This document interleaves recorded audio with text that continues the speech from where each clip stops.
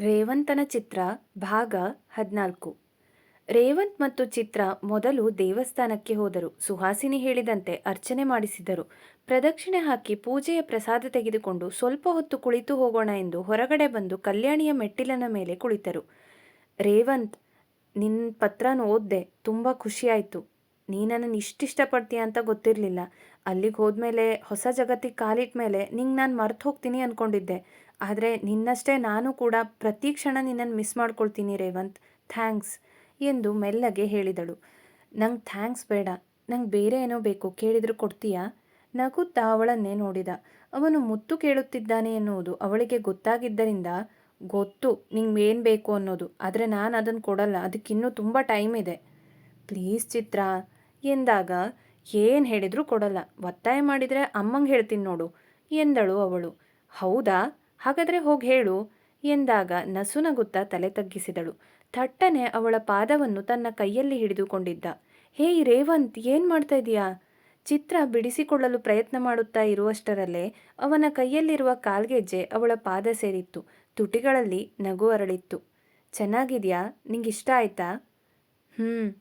ಆದರೆ ಇದೆಲ್ಲ ಯಾಕೆ ಎಂದು ಮಾತು ಮುಂದುವರಿಸುತ್ತಿರುವಾಗಲೇ, ಚಿತ್ರ, ಯಾವಾಗಲೂ ಹೀಗೆ ನೀನು, ಯಾಕೆ ಅಷ್ಟೊಂದು ಯೋಚನೆ ಮಾಡ್ತೀಯಾ? ಖುಷಿ ಪಡು, ಈ ಕ್ಷಣನ ಅನುಭವಿಸು ಎಂದು ರೇವಂತ್ ಮುಖ ತಿರುಗಿಸಿದಾಗ, ಸಾರಿ ರೇವಂತ್ ಎಂದು ಸುಮ್ಮನಾದಳು. ಚಿತ್ರಳಿಗೆ ರೇವಂತ್ ಒಂದು ಚಿಕ್ಕ ಹೂವು ಕೊಟ್ಟರೂ ಅತ್ಯಂತ ಆನಂದವಾಗುತ್ತಿತ್ತು. ಇನ್ನು ಕಾಲ್ಗೆಜ್ಜೆ ಅಂದರೆ ಖುಷಿಯಾಗದೇ ಇರುತ್ತದೆಯೇ? ಎಲ್ಲ ಒಡವೆಗಳಿಗಿಂತ ಭಿನ್ನ ಈ ಕಾಲ್ಗೆಜ್ಜೆ. ಇದು ಹೆಣ್ಣಿನ ಮನಸ್ಸಿನ ಮಾತು ಕೇಳಿ ಕುಣಿಯುವ ನೃತ್ಯಗಾತಿಯಂತೆ ಅನಿಸುತ್ತದೆ. ಆ ಝಣಝಣ ಶಬ್ದ ಮನಸ್ಸಿನಲ್ಲಿರುವ ತನ್ನವನ ಮೊಗವನ್ನು ನೆನಪಿಸಿ ತುಟಿಗಳಲ್ಲಿ ನಗು ಅರಳುವಂತೆ ಮಾಡುತ್ತದೆ. ಆದರೆ ಮಧ್ಯಮ ವರ್ಗದ ಕುಟುಂಬದಲ್ಲಿ ಬೆಳೆದು ಬಂದವಳಾದ್ದರಿಂದ ಮತ್ತು ತಾನು ಅವನಿಗೋಸ್ಕರ ಏನೂ ಕೊಡಲಾಗುವುದಿಲ್ಲ ಎಂದು ಯಾವಾಗಲೂ ಅವಳ ಮನಸ್ಸಿಗೆ ಅನಿಸುವುದರಿಂದ ತನಗಾಗಿ ಇಷ್ಟೊಂದು ಯಾಕೆ ಖರ್ಚು ಮಾಡುತ್ತಾನೆ ಎಂದೆನಿಸಿತ್ತು ಅವಳಿಗೆ. ಅವಳು ಕಿರಿಯಳಾಗಿದ್ದರೂ ಅವಳ ಮನಸ್ಸು ಮಾತ್ರ ವಯಸ್ಸಿಗಿಂತ ಹೆಚ್ಚು ಪ್ರಬುದ್ಧವಾಗಿತ್ತು. ಚಿತ್ರ, ನಿನ್ನ ಕನ್ಸನೇನು ಅನ್ನೋದು ನಂಗೆ ಗೊತ್ತಿದೆ. ಸಾರಿ ಎಲ್ಲ ಬೇಡ. ವಿಷಯ ಏನು ಗೊತ್ತಾ, ನನ್ನ ಮೊದಲು ಪ್ರಾಜೆಕ್ಟ್ ಯಶಸ್ವಿ ಆದಾಗ ನಂಗೊಂದಿಷ್ಟು ಹಣ ಬಂದಿತ್ತು. ನಿಂಗೇನಾದರೂ ಕೊಡಬೇಕು ಅಂತ ತುಂಬ ದಿನದಿಂದ ಅಂದ್ಕೊಳ್ತಾ ಇದ್ದೆ. ಆಗಿದೆ ಸರಿಯಾದ ಗಿಫ್ಟ್ ಅನಿಸ್ತು ಎಂದ ರೇವಂತ್. ನಿನ್ನ ಈ ಪ್ರೀತಿಗೆ ಏನು ಹೇಳಬೇಕಂತ ಗೊತ್ತಾಗ್ತಾ ಇಲ್ಲ ನನಗೆ. ಮುಗುಳ್ನಕ್ಕಳು ಚಿತ್ರ. ಈಗೇನು ಹೇಳೋದು ಬೇಡ, ಬಾ, ನಾವಿನ್ನೂ ತುಂಬ ಕಡೆ ಹೋಗೋದಿದೆ ಎನ್ನುತ್ತಾ ಅವಳ ಕೈ ಹಿಡಿದು ಎಬ್ಬಿಸಿದ. ಇಬ್ಬರು ದೇವಸ್ಥಾನದಿಂದ ಹೊರಗಡೆ ಬಂದ ತಕ್ಷಣ ಚಿತ್ರ ಫ್ರೆಂಡ್ ರೇವತಿ ಅವರಿಬ್ಬರನ್ನು ನೋಡಿ ಅವರ ಹತ್ತಿರ ಓಡಿ ಬಂದಳು. ಅರೆ ರೇವಂತ್, ನೀನು ಯಾವಾಗ ಬಂದಿದ್ಯಾ? ಹೇಗಿದೆಯಾ? ಏನೇ ಚಿತ್ರ, ನಿನ್ನೆ ಕಾಲ್ ಮಾಡಿದಾಗ ಹೇಳೇ ಇಲ್ಲ ನೀನು ಬಾವ ಬಂದಿದ್ದಾರೆ ಅಂತ ನಗುತ್ತಾ ಕೇಳಿದಳು. ಸುಮ್ಮನಿರೆ ರೇವು, ಮೆಲ್ಲಗೆ ಗದರಿದಳು ಚಿತ್ರ. ರೇವಂತ್ಗೆ ಕೋಪ ಬಂದರೆ ಎಂದು ಅವನನ್ನು ನೋಡಿದಳು. ನಾನು ಚೆನ್ನಾಗಿದ್ದೀನಿ ರೇವತಿ, ನೀನು ಹೇಗಿದೆಯಾ? ನಾನು ನಿನ್ನೆ ಅಷ್ಟೇ ಬಂದಿದ್ದೀನಿ ಎಂದು ಅವಳನ್ನು ನೋಡಿ, ಯಾಕೆ ಚಿತ್ರ ಅವಳಿಗೆ ಹೇಳಿಲ್ಲ ನಾನು ಬಂದಿರೋದು? ಅವಳ ಮೇಲೆ ನನಗೇನೂ ಕೋಪ ಇಲ್ಲ, ಅದೆಲ್ಲ ಆಗ. ಈಗ ನಗು ಬರ್ತಾ ಇದೆ ಭಾವ ಅಂತ ಅವರೆಲ್ಲ ರೇಗಿಸೋದು ನೆನೆಸ್ಕೊಂಡ್ರೆ ಎಂದ ರೇವಂತ್. ಪ್ರಾಥಮಿಕ ಶಾಲೆಯಲ್ಲಿ ರೇವಂತ್ ಶಾಲೆ ಮುಗಿದು ಹೈಸ್ಕೂಲ್ ಹೋಗುವವರೆಗೂ ರೇವತಿ ಅವನನ್ನು ಗೇಲಿ ಮಾಡಿದ್ದಳು. ಆದ್ದರಿಂದ ನಂತರದಲ್ಲಿ ರೇವಂತ್ ಅವಳನ್ನು ನೋಡಿದರೂ ಮಾತನಾಡಿಸುತ್ತಿರಲಿಲ್ಲ. ಹೈಸ್ಕೂಲಲ್ಲಿ ಕೂಡ ಚಿತ್ರ ಜೊತೆ ಅವಳಿದ್ದರೆ ರೇವಂತ್ ಅಲ್ಲಿಗೆ ಹೋಗುತ್ತಿರಲಿಲ್ಲ. ಆದ್ದರಿಂದ ಚಿತ್ರ ಅವನಿಗೆ ಕೋಪ ಬರಬಹುದು ಎಂದು ಅಂದುಕೊಂಡಿದ್ದಳು. ಒಂದ್ಸಲ ಬೆಂಗಳೂರು ನೀರು ಕುಡಿದ್ಮೇಲೆ ತುಂಬ ಚೇಂಜ್ ಆಗಿದೆಯಾ ನೀನು ರೇವಂತ್. ನಿನ್ನ ಕೋಪನೆಲ್ಲ ಮಾಯ ಮಾಡಿಬಿಟ್ಟಿದೆ ಬೆಂಗಳೂರಿನ ಗಾಳಿ ಎಂದು ಮತ್ತೆ ಜೋರಾಗಿ ನಕ್ಕಳು ರೇವತಿ. ರೇವಂತ್ ಕೂಡ ನಕ್ಕ. ಚಿತ್ರಳಿಗೆ ನಿಜವಾಗಿಯೂ ಆಶ್ಚರ್ಯವಾಗಿತ್ತು. ಸರಿ ರೇವು, ನಾವು ಹೊರಡಬೇಕು. ನೀನು ಸಂಜೆ ಮನೆಗೆ ಬಾ, ಅಲ್ಲಿ ಎಷ್ಟು ಬೇಕಾದರೂ ಮಾತಾಡು ಎಂದು ಚಿತ್ರ ಹೇಳಿದಾಗ, ಅಯ್ಯೋ ಇದೇನು, ಇಲ್ಲೇ ಹತ್ರ ನಮ್ಮನೆ ಇದೆ ಅಲ್ವಾ, ರೇವಂತ್ ಕೂಡ ಬಂದಿದ್ದಾನೆ, ಒಮ್ಮೆ ನಮ್ಮ ಮನೆಗೆ ಬರಲೇಬೇಕು, ಇನ್ನು ಸ್ವಲ್ಪ ದಿನ ಅಷ್ಟೇ.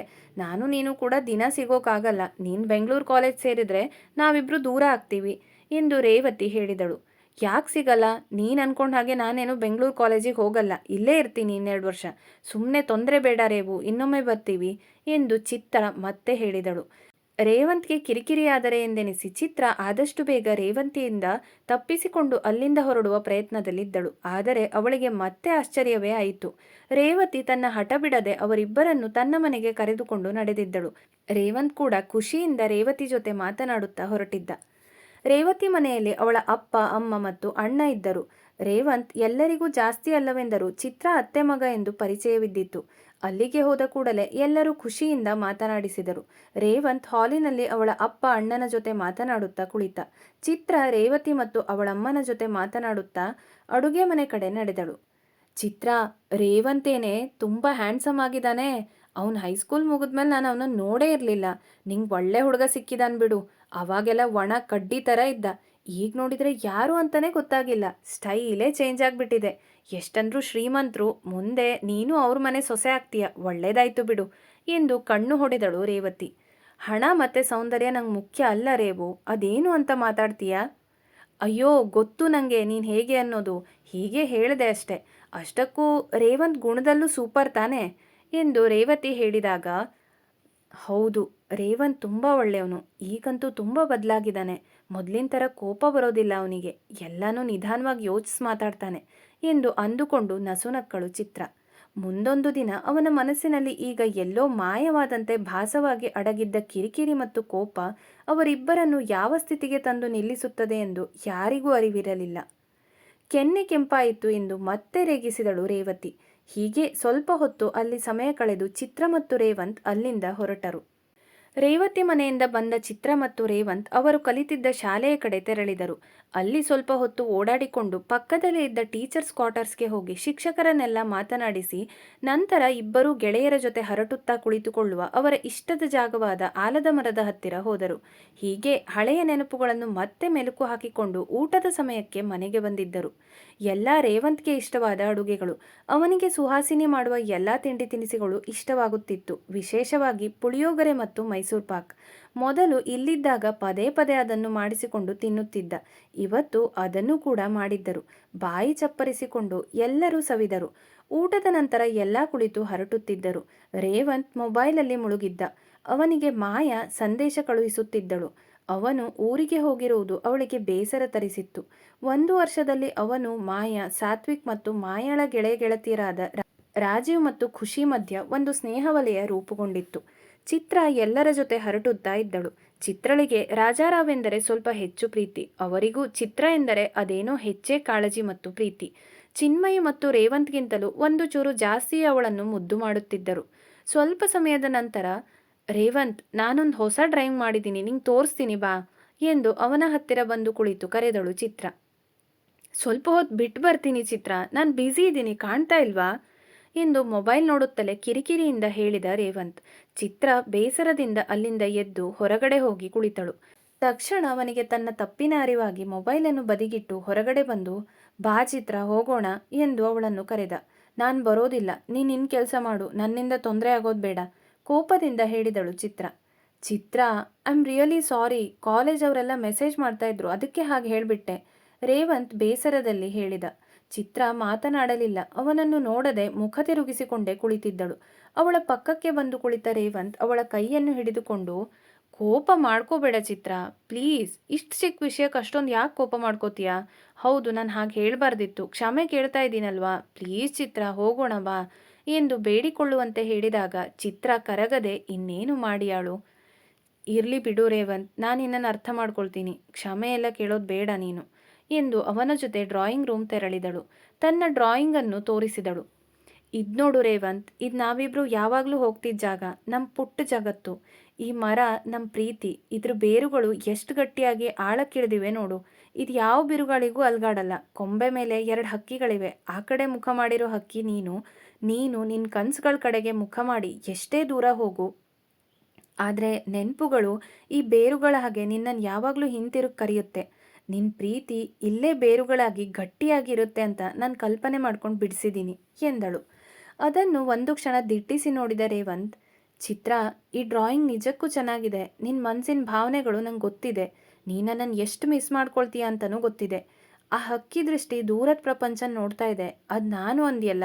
ನಾನು ಕನಸನ್ನು ನನಸ್ಕೊಳಿಸಿ ನಮಗಾಗಿ ಉತ್ತಮ ಭವಿಷ್ಯನ ನಿರ್ಮಿಸೋಕೆ ನಾನು ಆ ಕಡೆ ದೂರ ನೋಡ್ತಾ ಇರೋದು. ನಾನು ಎಷ್ಟು ದೂರ ನೋಡಿದ್ರು, ಎಷ್ಟೇ ದೂರ ಹೋದರೂ, ಎಷ್ಟೇ ಎತ್ತರಕ್ಕೆ ಹಾರಿದ್ರೂ ನನ್ನ ಪ್ರತಿ ಯಶಸ್ಸನ್ನು ಮೊದಲು ನಿನ್ನೊಂದಿಗೆ ಹಂಚ್ಕೊಳ್ತೀನಿ.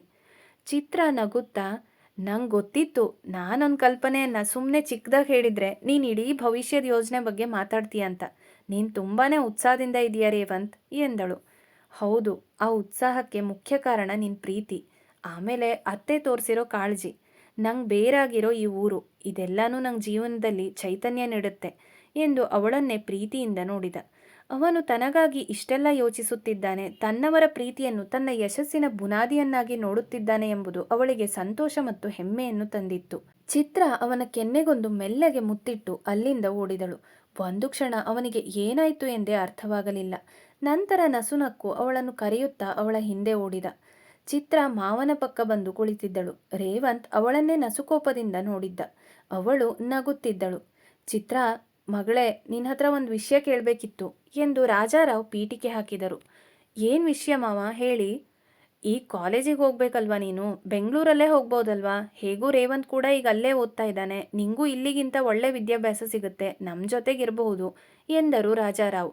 ಅವಳಿಗೆ ಒಮ್ಮೆ ಆಶ್ಚರ್ಯವಾಯಿತು. ಅಪ್ಪ ಅಮ್ಮನ ಮುಖ ನೋಡಿದಳು. ನಮಗೇನು ತೊಂದರೆ ಇಲ್ಲ ಚಿತ್ರ, ನಿಂಗೆ ಒಳ್ಳೆ ವಿದ್ಯಾಭ್ಯಾಸ ಸಿಗುತ್ತೆ, ಒಳ್ಳೆ ಕೆಲಸ ಸಿಗುತ್ತೆ ಅಂದರೆ ಬೆಂಗಳೂರಿಗೆ ಹೋಗೋದ್ರಲ್ಲಿ ತಪ್ಪೇನಿಲ್ಲ. ಅಷ್ಟಕ್ಕೂ ನೀನು ಉಳ್ಕೊಳ್ಳೋದು ಮಾವನ ಮನೆಯಲ್ಲೇ ತಾನೆ, ನಮಗೆ ಭಯ ಕೂಡ ಇರಲ್ಲ, ಮಂಜುನಾಥ್ ಹೇಳಿದರು. ರೇವಂತ್ ಚಿತ್ರಳ ಮುಖವನ್ನೇ ಮಂದಹಾಸದಿಂದ ನೋಡಿದ್ದ. ಅವಳು ಇದನ್ನು ನಿರಾಕರಿಸುವುದಿಲ್ಲ ಎಂದು ಮನಸ್ಸಿನಲ್ಲಿ ಅಂದುಕೊಳ್ಳುತ್ತಾ ಖುಷಿಪಟ್ಟಿದ್ದ. ಫಲಿತಾಂಶ ಬರಲಿ ಮಾವ, ಆಮೇಲೆ ನೋಡೋಣ ಎಂದಳು ಚಿತ್ರ. ನಮಗೆ ಗೊತ್ತು ಚಿತ್ರ, ಫಲಿತಾಂಶ ಏನು ಬರುತ್ತೆ ಅನ್ನೋದು. ನೀನು ಓದ್ನಲ್ಲಿ ಎಷ್ಟು ಚುರುಕು ಮತ್ತು ಎಷ್ಟು ಶ್ರದ್ಧೆಯಿಂದ ಓದಿದೀಯ ಅನ್ನೋದು ನಮ್ಗೆ ಗೊತ್ತಿದೆ. ಅದು ಚೆನ್ನಾಗೇ ಬರುತ್ತೆ. ಮತ್ತು ನೀನು ಮುಂದೆ ವಿಜ್ಞಾನನೇ ಓದಬೇಕು ಅಂದ್ಕೊಂಡಿದ್ಯಾ ಅಲ್ವಾ? ರೇವಂತ್ ಥರನೇ ಇಂಜಿನಿಯರ್ ಆಗಬೇಕು ಅಂತ ಆಸೆ ಇಟ್ಕೊಂಡಿದ್ಯಾ ಅನ್ನೋದು ಕೂಡ ನಮ್ಗೆ ಗೊತ್ತು. ಫಲಿತಾಂಶಕ್ಕಾಗಿ ಕಾಯೋದೇನೂ ಬೇಕಾಗಿಲ್ಲ ಎಂದು ನಗುತ್ತಾ ಹೇಳಿದರು ರಾಜಾರಾವ್. ಹೌದು ಚಿತ್ರ, ರಿಸಲ್ಟ್ ಬಗ್ಗೆ ಎಲ್ಲ ಯಾಕೆ ಯೋಚನೆ ಮಾಡ್ತಾ ಇದೀಯಾ? ಬೆಂಗಳೂರಲ್ಲಿ ಓದಿದ್ರೆ ನಿಂಗೆ ಇನ್ನೂ ಜ್ಞಾನ ಹೆಚ್ಚಾಗುತ್ತೆ. ಹೇಗಿದ್ರೂ ಇನ್ನು 2 ವರ್ಷಕ್ಕೆ ಅಲ್ಲಿಗೆ ಬರಬೇಕಲ್ವಾ? ಮುಂಚೆ ಬಂದರೆ ಆಯಿತು ಅಷ್ಟೇ. ನಾನು ನೀನು ಜೊತೆಲೇ ಓದ್ಕೋಬಹುದು ಎಂದ ರೇವಂತ್. ಅವಳು ಮನೆಯ ಆರ್ಥಿಕ ಪರಿಸ್ಥಿತಿಯನ್ನು ಗಮನದಲ್ಲಿಟ್ಟುಕೊಂಡು ಮುಂದೆ ಏನು ಮಾಡಬೇಕೆಂದು ಗೊಂದಲದಲ್ಲಿ ಇದ್ದಳು. ಇಂಜಿನಿಯರಿಂಗ್ ಓದುವ ಆಸೆಯಂತೂ ಇತ್ತು.